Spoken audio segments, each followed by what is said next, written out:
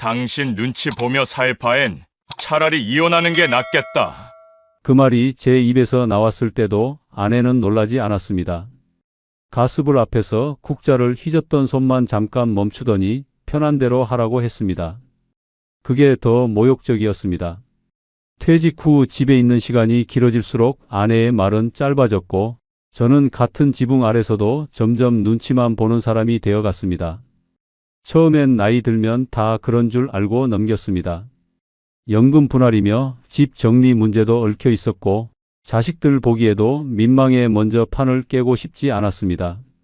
그런데 막상 이혼이 끝난 뒤 저를 사람처럼 대해주는 여자가 나타났습니다. 그 여자는 왜 하필 그때 제 앞에 나타난 걸까요? 시작 전 구독과 좋아요로 함께 해주시고 어느 지역에서 듣고 계신지 댓글로 한 번씩만 남겨주세요. 그곳에 행복이 닿길 바라겠습니다. 그날 저녁 식탁의 공기가 지금도 선명합니다. 아내는 아무 말 없이 된장국 뚜껑을 열고 밥 공기를 제 앞에 밀어 놓았습니다. 딱 거기까지였습니다. 눈 한 번 마주치지 않고 말 한마디 없이 그냥 자기 자리에 앉아서 반찬을 집기 시작했어요. 저는 잠깐 아내 얼굴을 바라봤는데 아내는 처음부터 제가 없는 사람인 것처럼 식사를 했습니다. 예전 같으면 그냥 넘겼을 겁니다. 밖에 나가 있으면 모르니까요. 아침에 나가서 저녁에 들어오면 그 사이에 밥이 차려져 있고 씻고 자면 됐습니다. 그 정도면 충분한 거라고 생각했어요. 그런데 퇴직을 하고 나서부터는 달랐습니다. 아침에도 집에 있고 점심에도 집에 있고 저녁에도 집에 있습니다. 하루 종일 같은 공간에서 숨을 쉬는데 아내는 저를 마치 늘 거기 있던 가구처럼 대합니다. 밥은 차려주는데 차려주는 게 전부입니다. 오늘 어땠어요? 같은 말은 없고 뭐 먹고 싶어요? 같은 말도 없어요. 그냥 음식이 나오고 그냥 치워집니다. 저는 그 과정에서 투명 인간이었습니다. 처음엔 나이 들면 다 이렇겠거니 했습니다. 50대, 60대 부부가 다 살갑게 사는 건 아니잖아요. 세월이 지나면 말이 줄고 말이 줄면 눈빛만 남는다고 그것도 부부의 한 형태라고 스스로를 달랬습니다. 그런데 생각해보니 우리 부부엔 눈빛도 없었어요. 그냥 아무것도 없었습니다. 밖에서 30년 넘게 일했습니다. 회사에서는 팀장도 하고 부장도 했습니다. 아랫사람들이 부장님하고 부르면 괜히 어깨가 펴졌습니다. 퇴근하면서 오늘 수고 많으셨습니다. 소리를 들으면 뿌듯했어요. 저는 그게 당연한 줄 알았습니다. 사람이 제 이름을 불러주고 제 말을 귀담아 듣고 제 판단을 따라주는 게요. 그런데 퇴직하고 집에 들어오니까 그게 하나도 없었습니다. 아내는 제가 퇴직하기 전이나 후나 태도가 똑같았습니다. 아니, 솔직히 말하면 집에 오래 있을수록 더 귀찮아하는 것처럼 느껴졌습니다. 동네 마트에 같이 가자고 했더니 혼자 다녀올게요 하고 나가버리고 아는 프로그램 켜서 같이 보자고 했더니 저는 할 일 있어요 하면서 방으로 들어가 버립니다. 같이 있는 시간이 많아졌는데 그 시간이 오히려 저를 더 투명하게 만들었습니다. 아들 한지훈이는 직장 다니느라 바쁘고 딸 한소연이는 결혼해서 따로 살고 있었습니다. 자식들한테 연락이라도 하려고 하면 아내가 이미 먼저 통화를 끝내놨더라고요. 저는 그 뒤에 아버지도 바꿔드려요? 소리 한번 못 들은 채로 휴대폰이 제 손에 들어오면 이미 통화가 끊겨 있었습니다. 그때 무슨 감정이었는지 정확히 표현하기가 쉽지 않습니다. 서럽다는 말은 좀 약하고 화가 난다는 말도 딱 맞지는 않았어요. 뭔가 제가 이 집에서 슬그머니 지워지는 것 같은 느낌이었습니다. 30년 넘게 이 가족을 먹여 살렸는데 이 집에서 제 자리가 없다는 게 날마다 선명해지는 거예요. 어느 날 저녁이었습니다. 아내가 거실 청소를 하는데 제가 소파에 앉아 있으니까 청소기를 제 발 옆으로 밀면서 잠깐 발 들어줘요 라고 했습니다. 발을 들어줬더니 말없이 밀고 지나갔어요. 고맙다는 말도 없고 눈도 안 맞췄습니다. 그냥 짐 치우듯이 지나간 겁니다. 그게 결정타였어요. 그렇게까지 모욕적인 장면이 아닐 수도 있는데 저한테는 그날 그 순간이 30년이 다 담긴 것처럼 꽂혔습니다. 이 사람한테 나는 잠깐 발 들어줘야 하는 장애물이구나 싶었습니다. 그날 밤 밥을 먹다가 그 말이 튀어나왔습니다. 당신 눈치 보며 살 바엔 차라리 이혼하는 게 낫겠다. 속에서 끓던 말이 드디어 나왔을 때 저는 솔직히 후련했습니다. 이 말 한마디가 아내를 흔들어 놓을 거라는 막연한 기대도 있었어요. 놀라거나 울거나 아니면 그동안 미안했어요 소리라도 듣고 싶었던 거겠죠. 그런데 아내는 국그릇에서 숟가락을 내려놓더니 잠깐 저를 봤습니다. 지치고 오래 묵은 눈빛이었습니다. 화도 아니고 슬픔도 아니었어요. 그냥 다 달아버린 표정이었습니다.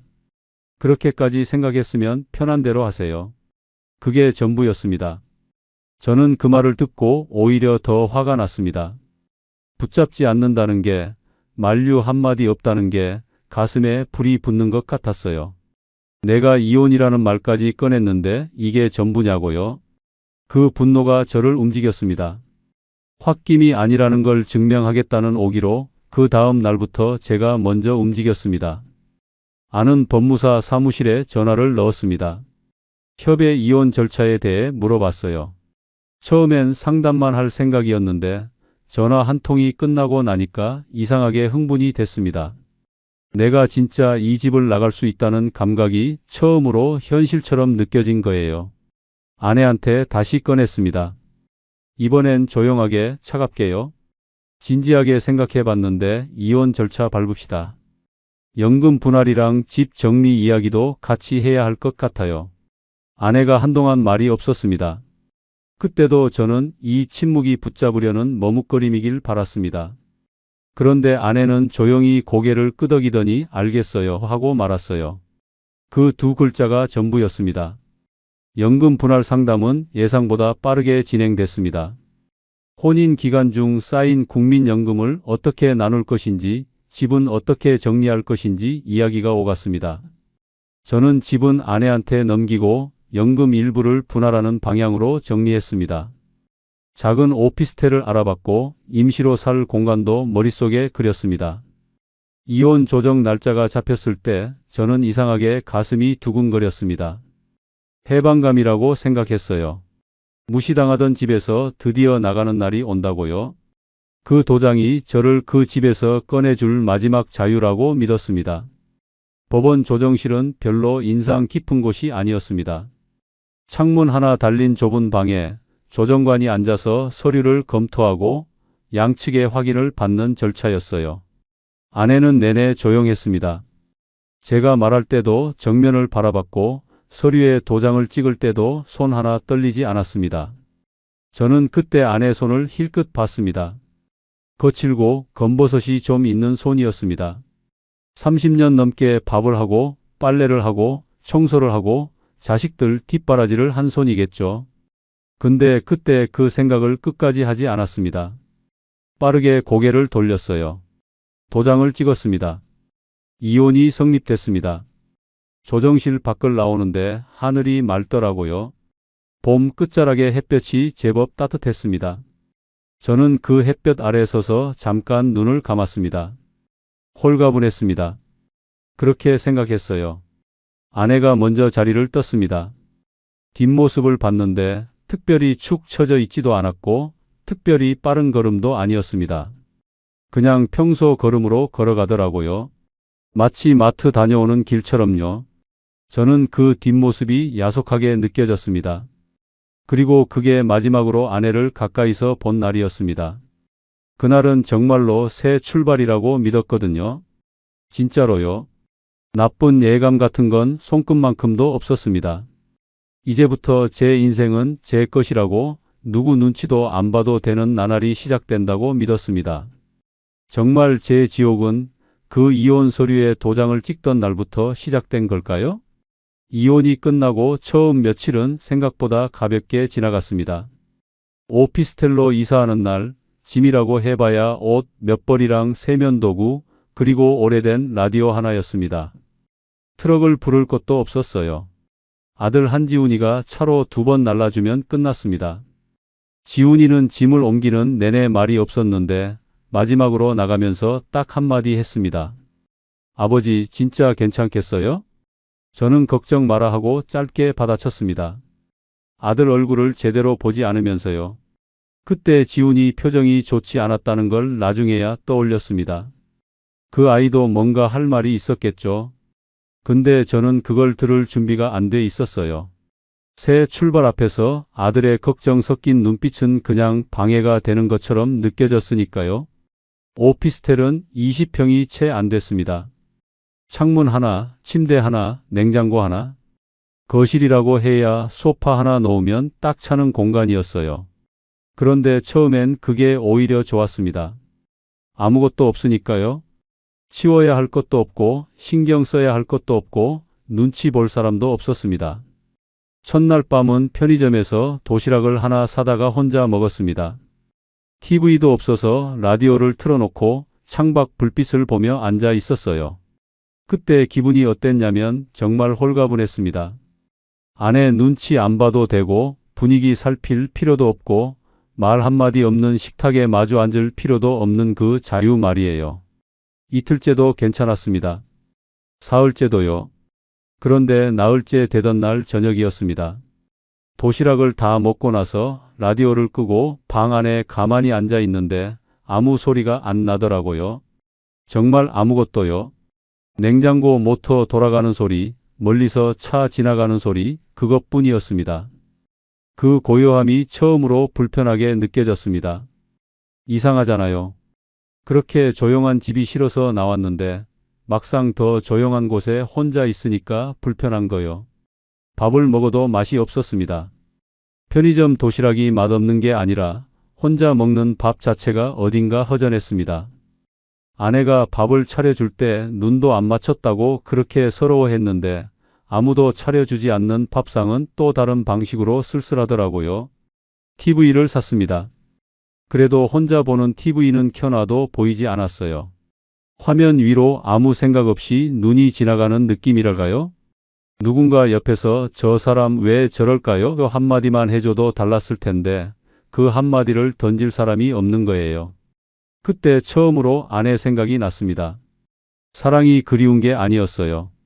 솔직히 말하면요. 그냥 같은 공간에 숨 쉬는 사람이 있다는 감각이 그리웠습니다. 아내가 방에서 뭔가 부스럭거리는 소리, 가끔 들리는 한숨 소리, 그것들을 그렇게 귀찮아했는데 없으니까 그게 다 생각나더라고요. 그렇다고 아내한테 전화할 수는 없었습니다. 제가 먼저 이혼을 밀어붙인 사람인데 이제 와서 외롭다고 연락한다는 건 자존심이 허락하지 않았어요. 딸 한소연이한테 전화라도 할까 싶었는데 소연이는 이혼 절차 내내 반대 편이었습니다. 직접 말은 안 했어도 목소리 톤이나 짧아진 연락으로 다 느껴졌어요. 연락하면 그러게 왜 그러셨어요? 소리 들을 것 같아서 그것도 못했습니다. 그렇게 오피스텔에서 혼자 지낸 지 보름쯤 됐을 때 동네 문화센터 공문자가 들어왔습니다. 퇴직하고 나서 소일거리로 등록해 놓은 곳이었어요. 수채화 강좌랑 건강체조 프로그램이 있었는데 이혼하고 나서 한동안 발을 끊었다가 다시 나가보자는 생각이 들었습니다. 방 안에만 있으면 생각이 자꾸 이상한 데로 갔거든요. 처음 나간 날은 체조 프로그램이었습니다. 강사가 앞에서 동작을 설명하고 저는 뒷줄에 서서 따라했습니다. 주변에 대부분 60대 여성분들이었고 중간중간 남자분들도 두어 명 계셨습니다. 수업이 끝나고 나오는데 옆에 서 계시던 분이 말을 걸어왔습니다. 처음 오셨어요? 낯이 익은 것 같아서요. 박정래 씨였습니다. 63세라고 하셨는데 말투가 털털하고 부침성이 좋은 분이었어요. 같은 동네에 산다고 하셨고 이 센터를 오래 다녔다고 하셨습니다. 억지스럽지 않게 자연스럽게 말을 건네는 분이라 경계심 없이 이야기를 나눴습니다. 그 뒤로 두어 번 더 마주쳤고 한 번은 수업 끝에 가볍게 커피 한 잔 마시는 자리도 생겼습니다. 박 씨는 그 자리에서 처음으로 오세란 씨 이야기를 꺼냈습니다. 제 아는 분인데 선생님이랑 비슷한 상황이세요. 혼자 지내신 지 꽤 됐고 성격이 워낙 좋으신 분이라서요. 여럿이 밥 먹는 자리가 있으면 한번 나오셔도 좋다고 하시던데 딱히 소개를 시키려는 의도는 없어 보였습니다. 그냥 아는 사람들끼리 밥 한번 먹는 모임이라는 투였어요. 저도 거기에 특별한 기대 같은 건 없었습니다. 그냥 혼자 밥 먹는 것보다는 낫겠다는 생각으로 나갔습니다. 오세란 씨를 처음 본 건 그렇게 작은 식당 한쪽 자리에서였습니다. 5명 남짓 모인 자리였는데 오세란 씨는 그 자리 분위기를 자연스럽게 이끄는 사람이었습니다. 목소리가 크지 않았어요. 말을 많이 하는 편도 아니었습니다. 오히려 다른 사람 말을 끝까지 잘 들어주는 쪽이었어요. 제가 말을 할 때도 그랬습니다. 제가 퇴직 이야기를 꺼내자 오세란 씨가 제 쪽으로 몸을 살짝 돌리며 들었습니다. 가볍게 고개를 끄덕이면서요. 그 눈빛이 진짜로 듣고 있다는 느낌이었어요. 그냥 예의상 듣는 게 아니라요. 이야기가 끝나자 이렇게 말했습니다. 정말 고생 많으셨겠다. 그 나이에 혼자 다시 시작하는 게 쉬운 게 아닌데 그 한마디가 이상하게 가슴에 걸렸습니다. 고생했다는 말, 대단하다는 말. 아내한테는 수십 년 동안 한 번도 제대로 들어본 적 없는 말이었어요. 직장에서 퇴직하는 날에도 이혼하는 날에도 그런 말을 해준 사람이 없었습니다. 근데 처음 만난 자리에서 그 말을 들으니까 손끝이 살짝 떨리는 것 같았습니다. 저는 그날 집에 돌아와서 한참을 멍하니 앉아 있었습니다. 특별한 이유는 없었어요. 그냥 기분이 좀 달랐습니다. 오래 가라앉아 있던 무언가가 살짝 떠오른 느낌이랄까요? 그 여자가 예뻐서가 아니었어요. 저를 사람 취급해줬다는 그 감각 때문이었습니다. 며칠 뒤 박정래 씨를 통해 연락처가 오갔습니다. 오세란 씨가 먼저 문자를 보내왔습니다. 그날 자리가 즐거웠다는 내용이었고 혹시 건강 챙기고 계시냐는 안부였습니다. 짧은 문자였는데 읽고 나서 괜히 입꼬리가 올라갔습니다. 그때부터였습니다. 연락이 점점 잦아졌어요. 처음엔 이틀에 한 번, 그 다음엔 매일 한 번씩, 나중엔 하루에 두어 번씩 주고받게 됐습니다. 오세란 씨는 아침에 일어나면 오늘도 건강하게 시작하세요 라고 보냈고 저녁에는 밥은 드셨어요? 하고 물어봤습니다. 별것 아닌 말들이었습니다. 근데 저한테는 별것이 아니지 않았어요. 아내와 살 때는 한 집에 있으면서도 그런 말을 들은 기억이 없었으니까요. 밥 먹었냐고 물어봐 주는 사람이 있다는 게 그 단순한 것 하나가 얼마나 오랜만이었는지 그때 실감했습니다. 식사 약속도 몇 번 생겼습니다. 박정래 씨가 끼는 자리도 있었고 둘이서만 만나는 날도 생겼습니다. 오세란 씨는 자기도 이혼 후 혼자 산다고 했습니다. 자식은 하나 있는데 따로 살고 생활이 넉넉하진 않지만 소박하게 지내는 게 맞는 것 같다고 했어요. 과장하지 않고 꾸미지 않고 그냥 있는 그대로 이야기하는 것 같아서 오히려 더 믿음이 갔습니다. 한 번은 제가 퇴직 전 이야기를 길게 했습니다. 팀장을 오래 했고 나름 인정도 받았고 그래도 끝에 가선별 볼 일 없이 나오게 됐다는 이야기요. 말하다 보니 서러운 게 올라왔습니다. 목이 좀 잠기기도 했어요. 오세란 씨는 그 이야기를 끊지 않고 끝까지 들어줬습니다. 다 끝나고 나서 조용히 말했어요. 그동안 혼자 너무 많이 짊어지고 살아오셨네요. 그 말에 저는 할 말을 잃었습니다. 누군가 그 말을 해줬으면 했는데 아무도 해준 적이 없었거든요. 아내는 그런 말 하는 사람이 아니었고 자식들은 아버지가 힘들었다는 걸 별로 실감하지 못하는 것 같았고 친구들은 술자리에서 다 비슷비슷한 신세 한탄으로 끝났습니다. 근데 오세란 씨는 딱 맞는 자리에 딱 맞는 말을 하더라고요. 조금씩 빠져드는 게 느껴졌습니다. 제가 빠져든 게 오세란 씨라는 사람인지 아니면 그 여자가 저한테 건네는 말의 온기인지는 구분이 안 됐어요. 그냥 그 사람과 연락하는 시간이 기다려졌습니다. 답장이 조금만 늦어도 신경이 쓰였고 오늘 만나자는 연락이 오면 외출 준비가 평소보다 빨라졌습니다. 옷을 좀 더 신경 써서 입게 됐어요. 거울 앞에 서는 시간도 늘었습니다. 흰 머리가 좀 많이 났다 싶어서 미용실도 오랜만에 갔습니다. 20년 만에 혼자 미용실 문을 열고 들어갔더니 젊은 원장이 어떻게 해드릴까요? 하고 물어보는데 저도 모르게 좀 젊어 보이게요 라고 했습니다. 그 말이 입에서 나오는 순간 스스로도 피식 웃었습니다. 예전엔 그런 생각 자체를 안 했거든요. 어차피 늙어가는 거 꾸며서 뭐 하냐 그런 생각이었는데 어느 날부터 그게 달라졌어요. 누군가 저를 보는 시선이 생기니까 저도 저를 돌아보게 되더라고요. 나중에 생각해 보면요. 저는 그 여자를 사랑하기 전에 먼저 다른 걸 사랑하고 있었습니다. 내가 아직도 누군가에게 필요한 사람일 수 있다는 그 착각을요. 오세란 씨가 저한테 어떤 말을 해줬느냐가 중요한 게 아니라 제가 그 말을 듣고 싶어 했다는 게 핵심이었습니다. 저는 이미 그때 무너져 있었던 겁니다. 그냥 아직 눈치를 못 채고 있었을 뿐이에요. 그 여자는 정말 저를 이해해 준 걸까요? 아니면 처음부터 제 빈자리를 노리고 들어온 걸까요? 오세란 씨와 만난 지 한 달쯤 지났을 무렵이었습니다. 그날은 둘이서 작은 국밥집에서 저녁을 먹었습니다. 특별한 자리는 아니었어요. 그냥 가볍게 밥 한 끼 하자고 해서 나간 자리였는데 오세란 씨가 밥을 먹다가 갑자기 숟가락을 내려놓더니 저를 바라봤습니다. 뭔가 말을 꺼내려다 망설이는 표정이었어요. 저는 그냥 기다렸습니다. 잠시 후 오세란 씨가 조용히 말했습니다. 오빠는 앞으로 어떻게 살고 싶으세요? 뜬금없는 질문이었는데 이상하게 거부감이 없었습니다. 오히려 누군가 그걸 진지하게 물어봐 준다는 게 낯설게 느껴질 만큼 오랜만이었어요. 아들도 딸도 그런 걸 물어본 적이 없었거든요.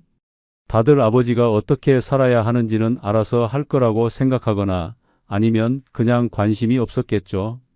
저는 잠깐 생각하다가 솔직하게 말했습니다. 모르겠어요. 연금 나오는 거랑 저축해 놓은 거로 버티다가 그냥 조용히 사는 거겠지요. 그 말이 입에서 나오는데 스스로도 참 쓸쓸하게 들렸습니다.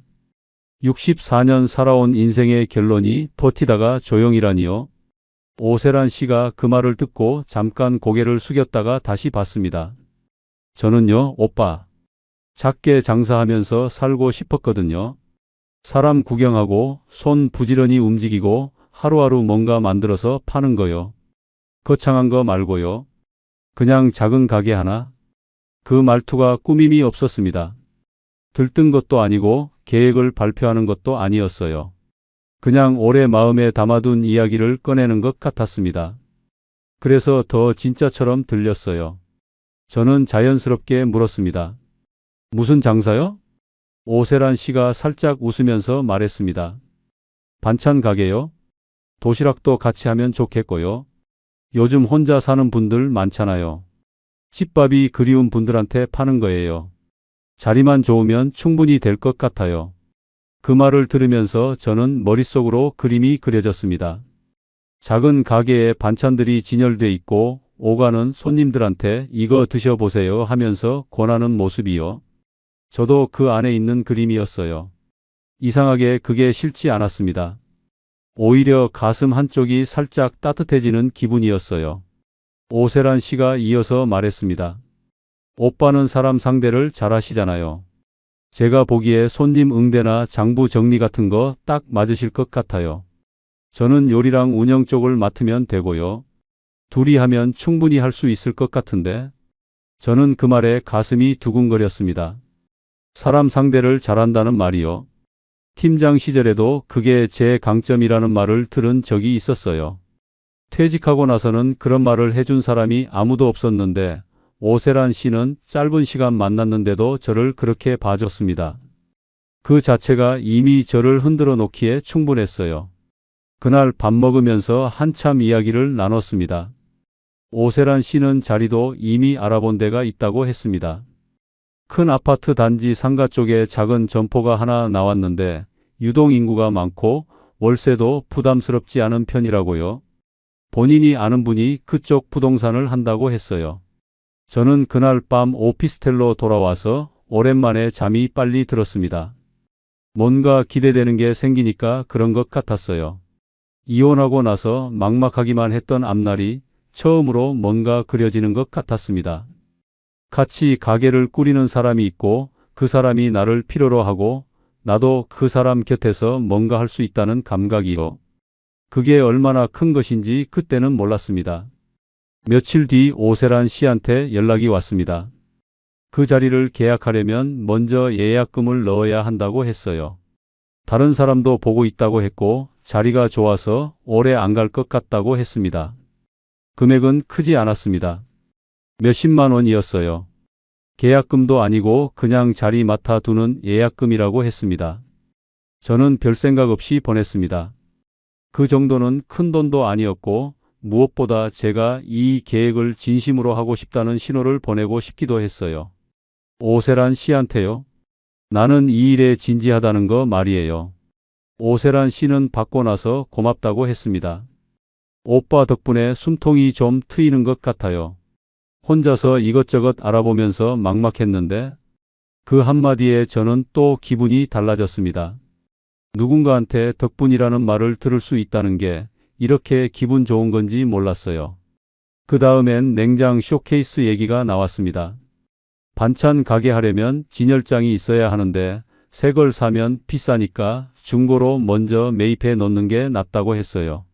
마침 아는 경로로 상태 좋은 중고 쇼케이스가 나왔는데 먼저 잡아놓지 않으면 다른 데서 가져간다고 했습니다. 금액은 예약금보다 좀 더 됐습니다. 저는 잠깐 생각했습니다. 아주 짧게요. 그리고 보냈습니다. 돌이켜보면 그 짧은 망설임이 유일한 기회였어요. 그때 멈췄어야 했는데 저는 그 망설임을 의심이 아니라 소심함으로 받아들이고 눌러버렸습니다. 이 정도 투자도 못하면서 같이 뭘 하겠냐는 식으로요. 그 즈음 딸 한소연이한테 연락이 왔습니다. 가끔 안부 전화를 하던 아이인데 그날은 목소리가 달랐습니다. 평소보다 조심스러웠어요. 아버지, 요즘 어떤 분 만나신다고요? 박정래 씨한테 들었나 보다 싶었습니다. 저는 가볍게 넘기려 했어요. 좋은 분이야. 같이 작은 가게 해볼까 생각 중이고. 소연이가 잠깐 말이 없다가 물었습니다. 얼마나 아세요? 그분을요? 한 달 좀 넘었지. 아버지, 한 달 아신 분이랑 가게를 하신다고요? 목소리에 걱정이 담겨 있었습니다. 저는 그게 못마땅했어요. 이미 제 마음이 기울어진 상태였고 누가 건드리면 오히려 더 반발심이 생기는 그런 상태였거든요. 소연아, 나도 다 생각이 있어서 하는 거야. 너무 걱정하지 마라. 아버지, 그래도 계약서 같은 건 꼭 원본으로 보셔야 해요. 그리고 돈 먼저 보내시면 안 돼요. 그 말이 귀에 들어오지 않았습니다. 아니, 들어오긴 했는데 제가 받아들이지 않은 거겠죠. 알았어. 짧게 끊었습니다. 아들 한지훈이도 비슷한 시기에 연락이 왔습니다. 지훈이는 좀 더 직접적이었어요. 아버지, 그 여자분 신원 확인은 해 보셨어요? 요즘 혼자 사시는 어르신들 대상으로 접근하는 사기가 많아요. 돈은 절대 먼저 보내시면 안 됩니다. 저는 그 말에 그만 역정이 났습니다. 야, 지훈아. 아버지가 뭘 모르는 사람이냐? 사람 보는 눈이 없어서 30년 넘게 회사 생활을 했겠냐? 너희는 세상을 너무 삐딱하게 본다. 지훈이가 잠시 침묵하다가 말했습니다. 아버지, 저 걱정하는 거예요. 걱정은 무슨 걱정이야? 알아서 할 테니까 신경 꺼. 그렇게 끊었습니다. 전화를 끊고 나서 오히려 오세란 씨한테 연락했습니다. 자식들이 이런저런 말을 한다는 건 말하지 않았어요. 그냥 오늘 저녁 시간 되냐고 물었습니다. 오세란 씨는 된다고 했고 저는 집 근처 삼겹살집에서 만났습니다. 오세란 씨는 그날 유독 다정했어요. 고기를 직접 구워주면서 제 술잔을 먼저 채워주면서 별것 아닌 이야기에도 잘 웃어줬습니다. 그 자리에서 아이들한테 들었던 말이 싹 희미해졌습니다. 이 사람이 내 옆에 있는데 저게 무슨 걱정이냐 싶었어요. 그 뒤로 가게 준비 이야기가 본격적으로 진행됐습니다. 오세란 씨는 인테리어 업자를 알아봤다고 했습니다. 공사비용 견적을 받았는데 먼저 선수금을 줘야 일정이 잡힌다고 했어요. 일이 몰려 있어서 먼저 예약하지 않으면 시기를 놓칠 수 있다는 말이었습니다. 금액이 이번엔 꽤 됐습니다. 저는 망설였습니다. 이번엔 좀 더 길게요. 계약서는 있어요? 오세란 씨가 휴대폰을 꺼내서 사진을 보여줬습니다. 견적서처럼 보이는 문서였는데 글씨가 작고 화면으로 보는 거라 자세히 읽기가 어려웠습니다. 저는 원본을 볼 수 있냐고 했어요. 다음에 만날 때 가져올게요. 업자가 지금 공사 현장에 있어서요. 그 말을 그냥 넘겼습니다. 지금 생각하면 그 순간이 또 하나의 기회였어요. 원본 서류를 먼저 보고 나서 보내도 늦지 않았는데 저는 그 말에 고개를 끄덕였습니다. 그리고 보냈습니다. 돈이 들어간 뒤에 오세란 씨는 더 다정해졌어요. 그게 이상하다는 생각을 왜 못했는지 지금도 모르겠습니다. 돈을 받은 뒤에 더 잘 대해준다는 게 당연한 건지 아닌지를 따질 여유가 없었어요. 그냥 좋았거든요. 그 다정함이요. 오빠 덕분에 이제 진짜 혼자가 아닌 기분이에요. 그 말이 그렇게 달콤할 수가 없었습니다. 우리 둘이 하면 잘 될 것 같아요. 진짜로요. 저는 그 말을 들으면서 가슴 한가운데가 따뜻해지는 걸 느꼈습니다. 퇴직하고 나서, 이혼하고 나서 처음으로 느끼는 온기였어요. 누군가 나를 필요로 한다는 감각, 누군가와 미래를 그려볼 수 있다는 감각이요. 그때 저는 돈을 준 게 아니었습니다. 그 여자가 제 앞에 펼쳐놓은 제2의 인생의 값을 치르고 있었던 겁니다. 그 인생이 진짜인지 아닌지는 단 한 번도 제대로 확인하지 않은 채로요. 그 돈은 정말 함께 살기 위한 준비였을까요? 아니면 저를 안심시키기 위한 천미끼였을까요? 돌이켜보면 신호는 처음부터 있었습니다. 그냥 제가 안 본 거예요. 아니, 정확히는 보고 싶지 않았던 겁니다. 그 차이가 나중에 얼마나 큰 결과를 만들어냈는지 그때는 정말 몰랐습니다. 가게 준비가 구체화될수록 오세란 씨와 주고받는 이야기가 많아졌습니다. 자리 계약은 어떻게 됐는지, 인테리어는 언제 시작하는지, 집기는 어디서 들여오는지. 저는 그 이야기들이 나올 때마다 가슴이 두근거렸습니다. 진짜로 뭔가가 만들어지고 있다는 느낌이었거든요. 그런데 이상한 점이 하나씩 눈에 걸리기 시작했습니다. 처음엔 계약서 문제였습니다. 가게 자리 임대 계약을 했다고 했는데 계약서를 보여달라고 할 때마다 사진만 왔습니다. 휴대폰 화면으로 찍은 사진이라 글씨가 흐릿했어요. 임대인 이름은 보이는데 연락처는 가려져 있었고 보증금 금액이 적힌 부분은 화면이 잘려 있었습니다. 원본을 보자고 했더니 늘 다음에 만날 때였어요. 다음이라는 말이 3번 넘어가자 저도 조금 이상하다는 생각이 들었습니다. 오세란 씨 계약서 원본 한번 같이 봐야 할 것 같아요. 제가 직접 확인을 좀 해야 마음이 놓일 것 같아서요. 오세란 씨는 잠깐 표정이 굳었다가 이내 풀렸습니다. 맞아요, 오빠. 당연히 보셔야죠. 근데 임대인 분이 지금 개인 사정이 있어서요. 가족 중에 아픈 분이 계셔서 한동안 연락이 어렵다고 하셨거든요. 조금만 기다려 주시면 될 것 같아요. 그 말에 저는 또 고개를 끄덕였습니다. 개인 사정이 있다는데 더 채근하기가 못하다 싶었어요. 사람이 다 급한 상황이 있는 거 아니냐고 제 마음속에서 스스로를 달랬습니다. 그 다음엔 계좌 문제가 생겼습니다. 처음에 돈을 보낼 때는 오세란 씨 본인 명의 계좌였습니다. 그런데 인테리어 선수금을 보낼 때는 다른 계좌 번호가 왔어요. 제가 물었습니다. 이 계좌는 누구 거예요? 인테리어 업자 지인분 거예요.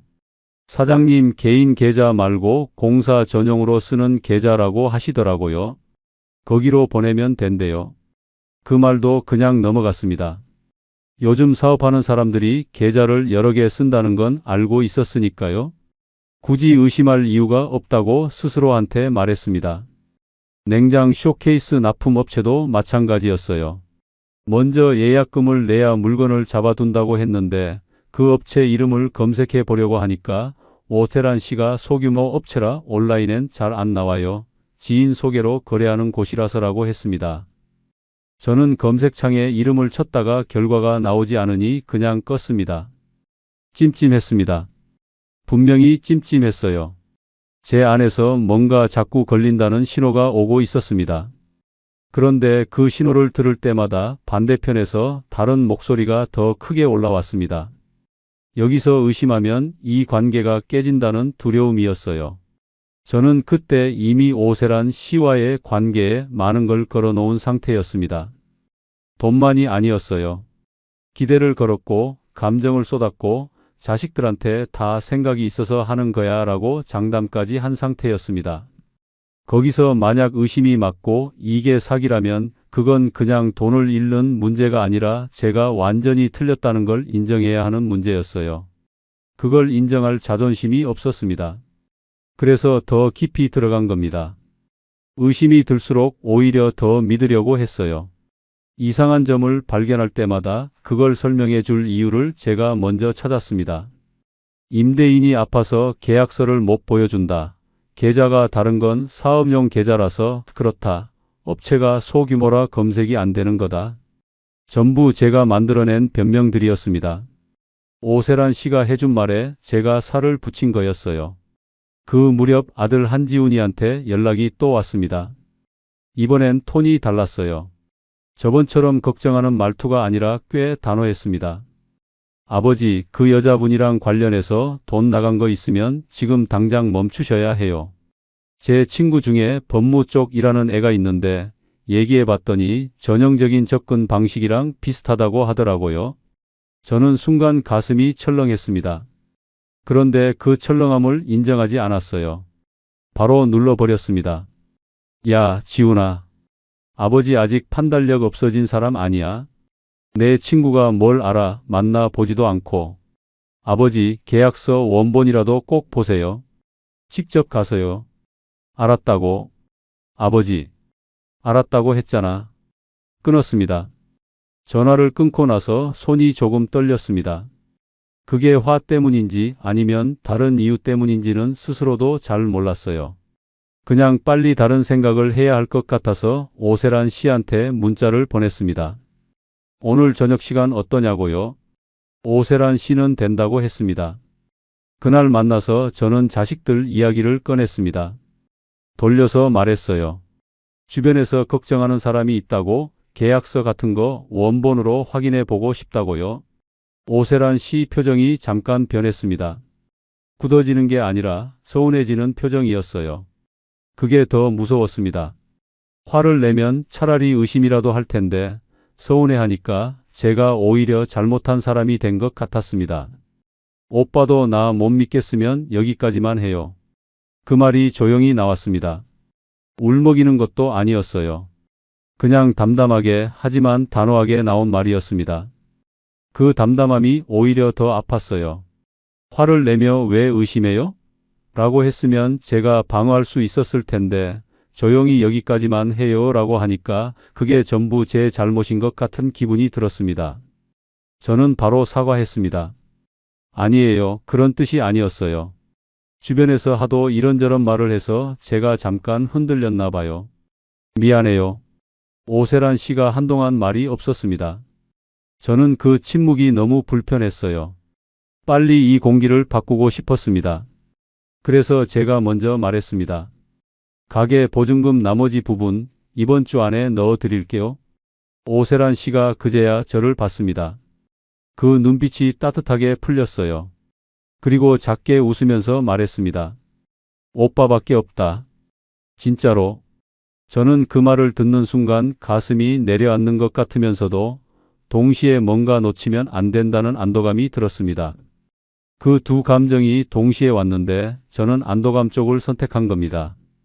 그날 집에 돌아와서 인터넷 뱅킹을 켰습니다. 이체 금액을 입력하면서 손이 조금 무거웠습니다. 숫자가 커졌거든요. 처음 예약금은 아무것도 아닌 금액이었는데 어느 순간부터 한 번에 나가는 돈이 제법 됐습니다. 그 숫자들을 다 더해보면 어떻게 되는지 계산하지 않으려고 했어요. 이체 버튼을 눌렀습니다. 확인 문자가 왔습니다. 오세란 씨한테도 문자가 갔겠죠. 잠시 후 오세란 씨한테서 연락이 왔습니다. 오빠, 고마워요. 이제야 진짜 내 편이 생긴 것 같아요. 오빠랑은 끝까지 가고 싶어요. 저는 그 문자를 몇 번이나 다시 읽었습니다. 끝까지 가고 싶다는 말이요. 그 말을 읽을 때 얼마나 기뻤는지 지금도 기억합니다. 아내와 30년을 살면서 그런 말을 한 번도 들어본 적이 없었어요. 아니, 그런 말이 존재하는 관계가 있을 수 있다는 걸 까맣게 잊고 살았는지도 모릅니다. 그 문자 하나에 모든 의심이 다 녹아버렸습니다. 이체 확인 문자는 알림창에서 밀어버렸고 아들한테 받은 전화는 부재중으로 남겨뒀습니다. 딸 소연이 문자에는 잘 지내고 있어 라고만 짧게 답했어요. 그렇게 며칠이 또 지났습니다. 가게 오픈 날짜 이야기가 나왔습니다. 오세란 씨는 인테리어가 다음 달 안으로 끝나면 그 달 말쯤 오픈할 수 있을 것 같다고 했습니다. 저는 달력을 봤어요. 그 날짜가 생각보다 얼마 남지 않았더라고요. 설레었습니다. 진짜로요? 두근거렸습니다. 가게 이름을 뭐로 할지도 생각해봤고 오픈하는 날 어떤 옷을 입고 나갈지도 머릿속에서 그려봤습니다. 참 우습죠. 그 시간에 계약서 원본이 어디 있는지 임대인 연락처가 왜 연결이 안 되는지를 따져야 했는데 저는 오픈날 복장을 생각하고 있었습니다. 그때 저는 이미 알고 있었던 것 같습니다. 마음 한구석에서는요. 뭔가 이상하다는 걸, 이게 정상적인 방식으로 진행되는 게 아니라는 걸요. 그런데 그 알고 있음을 인정해버리면 모든 걸 다시 되돌려야 하는데 그게 너무 무서웠습니다. 돈을 잃는 것보다 이 관계를 잃는 게 더 두려웠어요. 오세란 씨가 떠나면 다시 그 오피스텔의 긴 밤으로 돌아가야 하니까요. 라디오 소리만 들리는 방으로 혼자 먹는 편의점 도시락으로 아무도 밥 먹었냐고 물어봐 주지 않는 하루하루로요. 그게 너무 싫었습니다. 그러니까 저는 이상하다는 걸 알면서도 더 큰 돈으로 그 불안을 눌렀던 겁니다. 의심이 올라올 때마다 돈을 더 보내면 오세란 씨가 더 다정해지고 그 다정함이 의심을 덮어줬거든요. 나중에 그걸 깨달았을 때 정말 무서웠습니다. 제가 속은 게 아니었어요. 저는 속고 싶었던 겁니다. 그 차이를 인정하는 게 가장 힘들었습니다. 정말 무너진 건 돈이었을까요? 아니면 끝까지 속고 싶어 한 제 자존심이었을까요? 가게 오픈 날짜가 2주 앞으로 다가왔을 때였습니다. 저는 그 즈음 하루에 한 번씩은 꼭 오세란 씨한테 연락을 했습니다. 인테리어는 잘 되고 있는지, 집기 납품은 언제 들어오는지, 간판은 어떤 걸로 할지 같은 이야기들이요. 오세란 씨는 늘 잘 되고 있다고 했습니다. 이제 거의 다 왔다고요. 조금만 더 기다리면 된다고요. 저는 그 말을 들을 때마다 안심이 됐습니다. 그 안심이 얼마나 위험한 건지도 모른 채로요. 이혼하고 나서 정확히 석 달쯤 지난 어느 아침이었습니다. 잠에서 깨어나 제일 먼저 하는 게 오세란 씨 문자 확인이었는데 그날 아침엔 아무것도 없었습니다. 전날 밤까지는 연락이 됐었거든요. 별일 없겠거니 하고 세수를 하고 밥을 먹었습니다. 오전이 지나도 연락이 없었습니다. 점심을 먹고 나서 제가 먼저 문자를 보냈습니다. 오늘 인테리어 현장 확인하러 간다고 했는데 어때요? 읽힘 표시가 뜨지 않았습니다. 처음엔 바쁜가 보다 했습니다. 현장에 있으면 전화 받기 어려울 수도 있고 문자 확인할 여유가 없을 수도 있으니까요. 그래도 오후 2시가 넘도록 아무 반응이 없으니 슬슬 불안해졌습니다. 전화를 걸었습니다. 연결이 되지 않았습니다. 한 번, 두 번, 세 번. 전부 연결음만 울리다가 끊어졌습니다. 음성 사서함으로 넘어가지도 않았어요. 그냥 울리다가 끊기는 거였습니다. 가슴 한쪽이 싸늘해졌습니다. 그래도 아직은 별일 없을 거라고 생각하려 했어요. 핸드폰이 방전됐을 수도 있고 급한 일이 생겼을 수도 있고 통화권 밖에 있을 수도 있다고요. 그런 생각들을 머릿속에 하나씩 꺼내서 늘어놓으면서 저 자신을 달랬습니다. 저녁 6시가 됐습니다. 여전히 연락이 없었습니다. 문자 메시지는 읽히지 않은 채로 그대로였습니다. 전화는 여전히 연결이 안 됐어요. 카카오톡 프로필 사진은 그대로인데 마지막 접속 시간이 어젯밤으로 멈춰 있었습니다. 그때부터 손이 차가워지기 시작했습니다. 저는 오세란 씨가 가게 자리라고 알려준 주소를 떠올렸습니다. 아파트 단지 상가 쪽이라고 했었는데 정확한 호수까지는 몰랐어요. 그래도 일단 가봐야겠다 싶었습니다. 버스를 탔습니다. 그 상가 앞에 내려서 입구부터 쭉 걸었어요. 치킨집, 편의점, 미용실, 부동산, 분식집. 반찬 가게 예정지라고 했던 자리가 어딘지 찾으려고 2번을 왔다 갔다 했습니다. 없었습니다. 공사 중인 곳이 없었어요.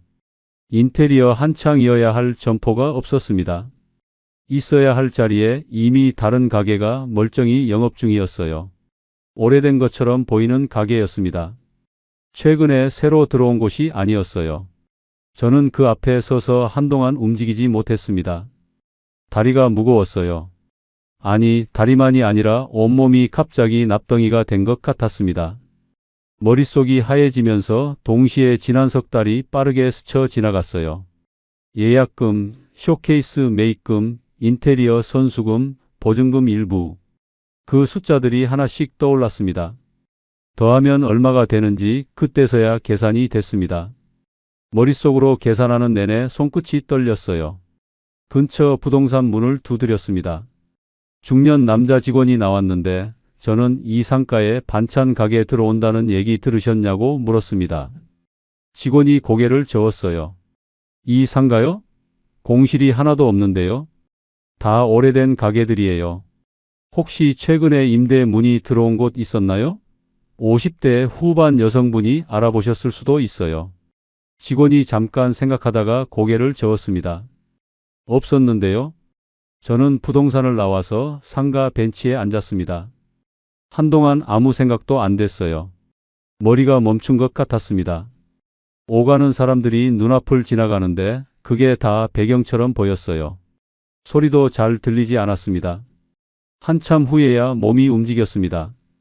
은행에 가야겠다고 생각했습니다. 제가 보낸 계좌들에 대해 확인해 봐야 할 것 같았어요. 은행 창구에 앉아서 거래 내역을 뽑았습니다. 직원이 인쇄된 종이를 내밀었는데 저는 그걸 받아들고 숫자들을 봤습니다.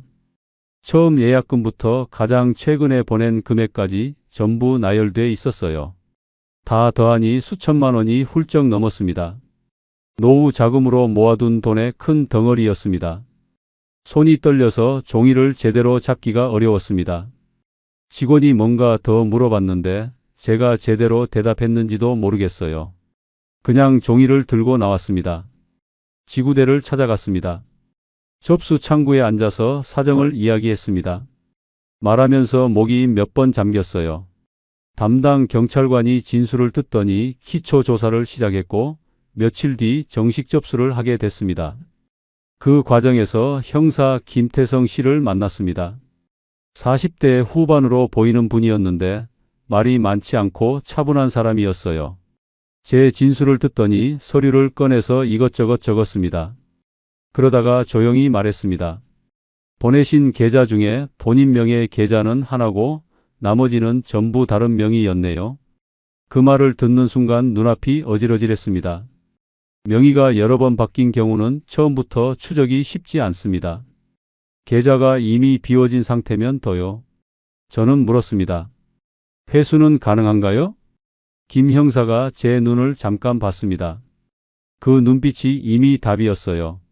최선을 다하겠지만 솔직히 말씀드리면 전액 회수는 쉽지 않습니다. 이런 유형의 사기는 애초에 돈이 빠져나가는 구조로 설계돼 있어서요. 형사 고소는 가능하지만 민사소송까지 같이 가야 할 수 있고 시간도 오래 걸립니다. 저는 더 물어볼 말을 찾지 못했습니다. 다음 날 오세란 씨 이름으로 신원조회를 요청했습니다. 며칠 뒤 나온 결과를 듣는데 발이 땅에 붙지 않는 것 같았습니다.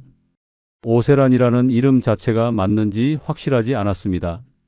소개받은 경위를 다시 추적해보니 박정래 씨도 사실 잘 아는 사이가 아니었어요. 문화센터에서 몇 번 마주쳤을 뿐인데 그 여자가 먼저 접근해서 자연스럽게 자리를 만들었던 거였습니다. 이혼 후 혼자 산다는 것도, 자식이 하나 있다는 것도, 예전에 작은 일을 해봤다는 것도 확인된 건 하나도 없었습니다. 전부 그 여자 입에서 나온 말이었고 저는 그걸 단 한 번도 검증하지 않았어요. 소개해줬다는 인테리어 업자도 연락이 끊겼습니다. 냉장 쇼케이스 납품 업체도 존재 자체가 확인되지 않았어요. 임대인이라는 사람은 처음부터 없었고 계약서 사진은 어딘가에서 구한 양식의 내용만 채워 넣은 것이었습니다. 전부였습니다. 그 여자가 저한테 보여준 것들 중에 진짜인 게 없었어요. 김 형사가 마지막으로 말했습니다. 처음부터 계획된 접근이었을 가능성이 높습니다. 이혼 직후 혼자 사시는 분들, 외로움이 크신 분들을 대상으로 이런 방식으로 접근하는 경우가 있어요. 감정을 먼저 얻고 신뢰를 쌓은 다음에 돈을 요청하는 방식입니다. 피해자분이 잘못하신 게 아닙니다. 그 말이 위로가 되지 않았습니다. 잘못이 없다는 말이 그 순간만큼은 아무 의미가 없었어요. 왜냐면 저는 신호를 봤거든요. 계좌가 바뀔 때, 계약서 원본이 안 나올 때, 임대인 연락처가 막혔을 때, 저는 다 봤어요. 보고도 눈을 감았습니다. 그게 더 무서웠습니다. 속은 게 아니라 속고 싶었다는 걸 그제야 완전히 인정해야 했거든요. 지구대에서 나와서 길을 걷는데 어디로 가야 하는지 몰랐습니다. 오피스텔로 돌아가야 하는데 발이 멈춰 서더라고요. 길 한복판은 아니었고 편의점 앞 작은 의자에 주저앉았습니다. 주변에 사람들이 오갔습니다. 장 보고 돌아가는 아주머니, 퇴근하는 직장인, 손잡고 걷는 노부부. 다 자기 갈 곳이 있는 사람들이었습니다. 저는 그 자리에 앉아서 그 사람들을 멍하니 봤어요. 눈물이 나오려고 했는데 나오지 않았습니다. 그게 더 이상했어요. 울 수 있으면 오히려 나을 것 같았는데 그 감정조차 어디서 나와야 하는지 모르겠는 것처럼 아무것도 안 됐습니다. 그제야 모든 조각이 맞아들어갔습니다. 저를 위로해 준 것도, 끝까지 들어준 것도, 그동안 고생했다고 말해준 것도, 오빠밖에 없다고 했던 것도, 끝까지 같이 가고 싶다고 했던 것도 전부 제 외로움을 읽고 맞춘 연기였습니다. 제가 아내한테서 듣지 못했던 말들, 퇴직하고 나서 아무도 해주지 않았던 말들, 그 빈자리가 어디인지를 그 여자는 처음 만난 자리에서 이미 파악했던 겁니다. 그리고 그 자리를 정확하게 채워줬어요. 제가 원하는 말을 제가 듣고 싶은 톤으로 제가 무너질 만한 타이밍에 맞춰서요. 저는 사람을 믿은 게 아니었습니다. 제가 믿고 싶었던 이야기를 믿은 겁니다. 누군가 나를 필요로 한다는 이야기, 이 나이에도 새 인생이 있을 수 있다는 이야기, 무관심한 집을 나온 게 잘한 선택이었다는 이야기를요. 그 믿음이 산산이 부서졌습니다. 돈도 사람도 이야기도 전부 한꺼번에요. 그 순간 무너진 건 통장 잔고만이 아니었습니다. 누군가 저를 사랑해 줄 수 있다는 믿음까지, 이 나이에도 다시 시작할 수 있다는 믿음까지 전부 같이 무너졌습니다. 편의점 의자에 앉아서 한참을 그렇게 있었습니다. 어두워지고 나서야 일어났어요. 오피스텔로 돌아가는 버스를 탔는데 창밖을 보는 내내 아무 생각이 없었습니다. 아니, 생각이 없는 게 아니라 너무 많아서 하나도 정리가 안 됐어요. 돈도 사람도 잃은 제가 이제 어디로 돌아갈 수 있었겠습니까? 오피스텔로 돌아온 날 밤은 유독 길었습니다. 불을 켜지 않고 한동안 현관 앞에 서 있었습니다. 신발을 벗고 들어가야 하는데 발이 움직이지 않았어요. 좁은 공간이 그날따라 더 좁게 느껴졌습니다. 벽이 가까이 있는 것 같고 천장이 낮은 것 같고 공기도 탁한 것 같았어요. 아무것도 바뀐 게 없는데 제가 달라진 거겠죠.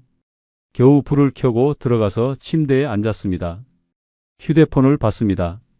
오세란 씨 이름이 연락처에 그대로 있었어요. 문자 목록에는 수십 개의 대화가 쌓여 있었고 마지막 메시지는 오빠랑은 끝까지 가고 싶다는 말이었습니다. 그걸 보는 순간 목이 막혔습니다. 지우려다가 못 지웠어요. 그냥 휴대폰을 뒤집어 놨습니다. 그날 밤은 잠을 못 잤습니다. 눈은 감겨 있는데 머릿속이 멈추질 않았어요. 지난 석 달이 자꾸 재생됐습니다. 처음 만난 국밥집 자리, 삼겹살 구워주던 손, 아침마다 왔던 건강하게 시작하세요 문자.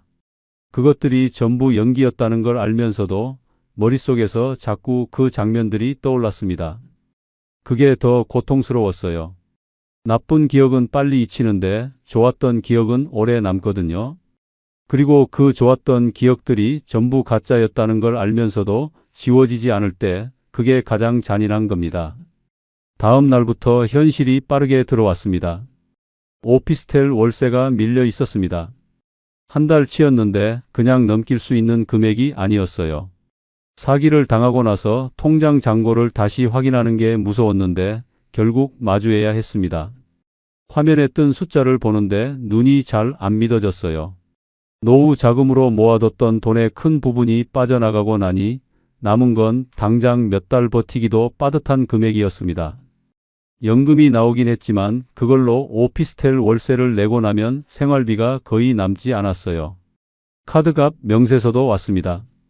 오세란 씨 만나면서 밥도 사고 옷도 좀 사고 미용실도 가고 그 비용들이 다 쌓여 있었습니다. 전부 별것 아닌 것들이었는데 모이니까 꽤 됐어요. 어떻게든 버텨보려고 했습니다. 지출을 줄이고 편의점 도시락으로 끼니를 해결하고 외출을 줄이고 그렇게 한 달을 버텼는데 두 달째가 되자 한계가 왔습니다. 오피스텔 주인한테 연락이 왔어요. 월세가 두 달 밀렸으니 정리해달라는 내용이었습니다. 저는 그제야 자식들한테 연락을 해야겠다고 생각했습니다. 딸 한소연이한테 먼저 전화를 걸었습니다. 벨이 몇 번 울리다가 소연이가 받았어요. 목소리가 평소와 달랐습니다. 차갑지는 않았는데 거리가 느껴졌어요. 소연아, 아버지가 좀 어렵게 됐다. 잠깐만 도움을 받을 수 있을까 싶어서. 소연이가 한동안 말이 없었습니다. 그 침묵이 얼마나 긴지 느껴지더라고요. 저는 그 침묵 안에서 딸의 마음이 어디 있는지 알 것 같았습니다. 아버지, 저 그 여자분 이상하다고 말씀드렸잖아요. 목소리가 떨렸습니다. 화가 난 게 아니라 서러운 거였어요. 알아. 내 말이 맞았어. 아버지가 그때 저 말을 들으셨어야 했는데. 미안하다, 소연아. 소연이가 한숨을 쉬었습니다. 아버지, 저도 지금 당장 여유가 없어요. 아이도 있고 살림도 빠듯해요. 그리고 솔직히 말씀드리면요. 목소리가 잠깐 끊어졌다가 다시 나왔습니다. 아버지가 황혼 이혼하신다고 했을 때 저 엄마 얼마나 울었는지 아세요? 아버지는 한 번도 엄마 입장에서 생각해 보신 적 있으세요? 이제 와서 도움 요청하시면 저는 어떻게 해야 해요?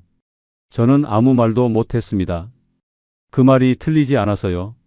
반박할 수가 없었어요. 반박하면 안 된다는 걸 알았습니다. 소연아, 그래.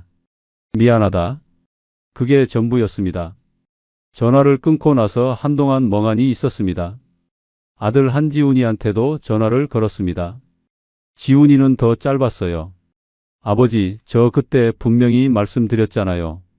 계약서 원본 보시라고. 돈 먼저 보내시면 안 된다고요. 알아. 저도 지금 여력이 없어요. 아버지, 죄송한데 저는 이 부분에서는 도와드리기 어려워요. 지훈이 목소리도 떨렸습니다. 화가 난 건지 슬픈 건지 구분이 안 됐어요. 아마 둘 다였겠죠. 전화를 끊었습니다. 자식들한테 전화를 끊고 나서 처음으로 깨달은 게 있었습니다. 저는 이혼할 때 아내만 버린 줄 알았는데 그게 아니었어요. 아내와 함께 살아온 30년이 있었기 때문에 자식들도 그나마 아버지한테 기대어주고 있었던 겁니다. 그 울타리를 제가 먼저 걷어찼습니다. 이혼을 밀어붙이면서요. 아이들은 그날 이미 아버지한테서 마음이 한 걸음 물러났는데 저는 그걸 몰랐어요. 아니, 알면서도 인정하지 않으려 했던 거겠죠. 전처 윤미자 씨한테도 전화를 했습니다. 가장 어려운 전화였습니다. 번호를 누르는 데만 한참이 걸렸어요. 벨이 울렸고 미자 씨가 받았습니다. 여보세요? 그 목소리를 오래간만에 들었는데 이상하게 눈 안쪽이 뜨거워졌습니다. 나야. 잠깐 침묵이 있었습니다. 무슨 일이에요? 질문이 아니었어요. 그냥 담담한 확인이었습니다. 어렵게 됐어. 여러모로. 미자 씨가 말이 없었습니다. 저는 자초지종을 다 말하지는 않았습니다. 이혼 후에 여자를 만났다는 것, 사기를 당했다는 것, 돈을 잃었다는 것, 그걸 전처한테 말하는 게 너무 창피했어요. 그냥 형편이 어렵게 됐다고만 했습니다. 미자 씨가 짧게 말했습니다. 저는 도와드리기 어려워요. 알아. 그리고 정우 씨, 이건 제가 냉정해서가 아니에요. 미자 씨 목소리가 잠깐 갈라졌습니다. 저도 30년 살았어요. 그 세월이 아무것도 아닌 게 아니에요. 근데 당신이 먼저 끝내자고 했잖아요. 저는 그걸 받아들인 거예요. 이제 와서 제가 뭘 어떻게 해야 해요? 저는 아무 말도 못했습니다. 잘 지내세요? 전화가 끊겼습니다. 그제야 알았습니다. 제가 무관심하다고 미워했던 그 사람이, 말수가 짧다고 서러워했던 그 사람이 30년 동안 그 자리에서 버텨준 사람이었다는 걸요. 표현이 없었던 게 아니라 표현할 힘이 다 달아 있었던 거였습니다. 밥을 차려주고 빨래를 하고 자식들 뒷바라지를 하느라요. 그게 무관심이 아니라 다른 방식의 삶이었는데 저는 그걸 끝내 몰라봤습니다. 오피스텔을 정리했습니다. 짐을 쌀 때 들어올 때보다 더 적었어요. 들어올 때도 별게 없었는데 나갈 때는 더 없었습니다. 박스 2개에 전부 들어갔어요. 그걸 끌고 엘리베이터를 타고 내려오는데 거울에 제 모습이 비쳤습니다. 64세 남자가 박스 2개를 들고 서 있었습니다. 오래 보지 않았습니다. 고시원은 지인을 통해 알게 됐습니다. 월세가 부담 없는 곳을 찾다 보니 거기까지 갔어요. 골목 안쪽에 있는 건물이었는데 입구부터 낡았습니다. 벽에 페인트가 군데군데 벗겨져 있었고 계단이 삐걱거렸어요. 제 방은 복도 끝이었습니다. 문을 열었을 때 느낌을 지금도 잊지 못합니다. 좁았습니다. 성인 남자가 팔을 뻗으면 양쪽 벽에 닿을 것 같은 너비였어요. 창문은 있었는데 반지하라 밖이 잘 보이지 않았습니다. 사람들 발이 지나가는 게 유리 위로 보였어요. 침대 하나, 낡은 선풍기 하나, 작은 책상 하나. 그게 전부였습니다. 박스를 내려놓고 침대에 앉았습니다. 스프링이 꺼져 있어서 앉자마자 푹 꺼졌어요. 형광등이 윙윙 소리를 냈습니다. 복도 끝에서 누군가 기침하는 소리가 벽을 타고 들어왔어요. 저는 그 방에 앉아서 한참 아무것도 안 했습니다. 밥이 생각나지 않았어요. 배가 고픈지 아닌지도 몰랐습니다. 그냥 앉아 있었어요. 어두워지고 나서야 편의점에 갔습니다. 컵라면 하나, 삼각김밥 하나. 돌아와서 컵라면에 물을 붓고 기다리는 동안 창문 너머 발들이 지나가는 걸 봤습니다. 여러 종류의 발이었어요. 빠른 발, 느린 발, 운동화, 구두, 슬리퍼. 국물을 마시는데 짰습니다. 라면이 짠 건지 눈물이 들어간 건지 몰랐어요. 그렇게 며칠이 지났습니다. 휴대폰 요금이 아까워서 데이터를 꺼놓는 날이 생겼습니다. 와이파이가 잡히는 편의점에 가서 가끔 연락을 확인했어요. 아들한테서도 딸한테서도 연락은 없었습니다. 오세란 씨 번호는 이미 결번이 됐더라고요. 경찰 수사가 진행 중이었지만 진전이 있다는 소식은 없었습니다. 어느 날 밤 잠이 안 와서 천장을 보다가 불현듯 생각이 났습니다. 이혼하기 직전 마지막으로 같이 먹었던 저녁이요. 그날도 된장국이었습니다. 아내가 말없이 밥 공기를 밀어줬고 저는 눈도 안 맞추고 먹었어요. 그 밥이 얼마나 따뜻했는지 그때는 몰랐습니다. 매일 그 자리에 있었으니까요. 없어지고 나서야 알았습니다. 30년 동안 차려진 밥상이 당연한 게 아니었다는 걸요. 말이 없어도 매일 그 자리에 있어줬다는 것 자체가 어떤 다정한 말보다 더 오래가는 것이었다는 걸요. 저는 그걸 무관심이라고 불렀습니다. 그게 무관심이 아니라 달아서 굳어버린 사람의 방식이었는데 저는 끝내 그 언어를 읽지 못했습니다. 형광등이 밤새 윙윙거렸습니다. 복도 끝 공용 화장실 물 내려가는 소리가 들렸어요. 옆방에서 TV 소리가 낮게 새어 나왔습니다. 저는 그 소리들 속에 누워서 눈을 감았습니다. 잠은 오지 않았습니다. 불과 석 달 전 저는 새 인생이 시작된다고 믿었습니다. 늦게 찾아온 사랑 덕분에 다시 살아날 수 있다고요. 그 믿음이 얼마나 값비쌌는지는 고시원 창문 너머로 지나가는 발들을 보면서야 알았습니다. 결국 저를 지옥으로 밀어넣은 건 아내의 무관심이 아니었습니다. 외로움을 사랑으로 착각하고 늦은 관심을 운명이라 믿어버린 제 욕심이었습니다. 그리고 그 욕심을 직면하지 못하고 의심이 들 때마다 더 큰 돈으로 눌러버린 제 비겁함이었습니다.